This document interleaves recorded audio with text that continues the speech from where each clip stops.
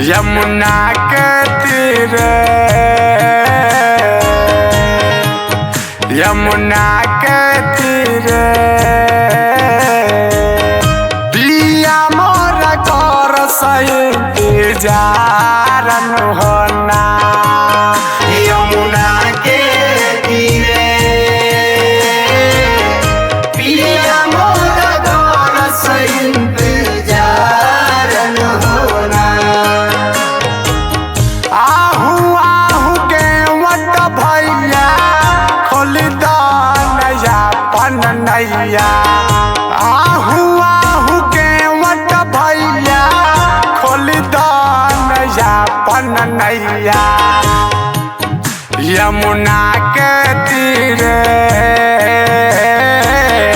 पिया मोर कर इंतजारन होना। यमुना के तीरे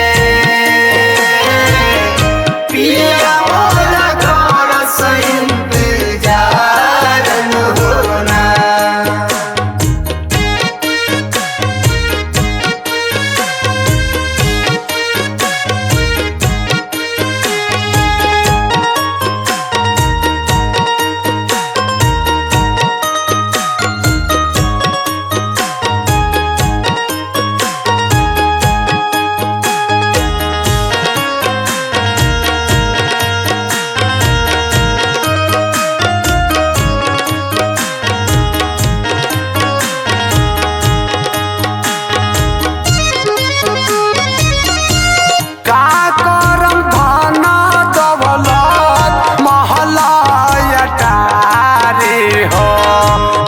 कहीं बस नुरा साचा बकबा मदारी हो।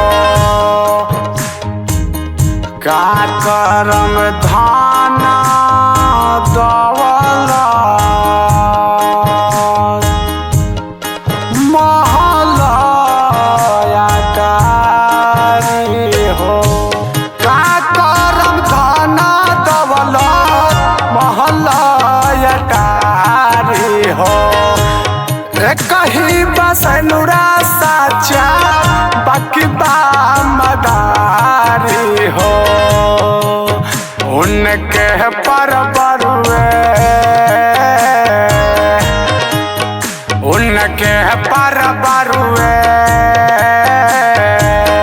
हमारो ईसावा का सिंगारन होना। उनके पर बरुए हमारो सोला हो सिंगारन होना। यमुना के तीरे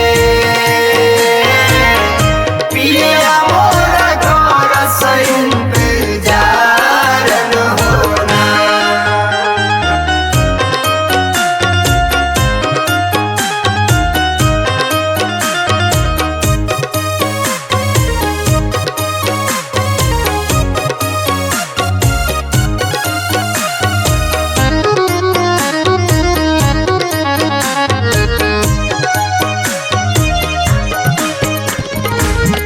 रुके ना नहे ना नीरा उठता बदनिया पीरा।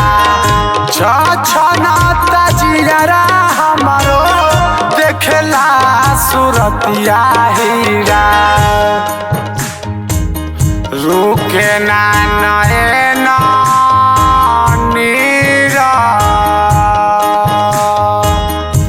उठता बदनिया पीरा। रुक ना नैना नीरा उठता बदनिया पीरा। छछना तजियरा हमरो देखेला सूरतिया हीरा। अब की के देखले, अब की के देखले हो जाई जीवाना उधारन होना। यमुना के तीरे पिया मोरा कर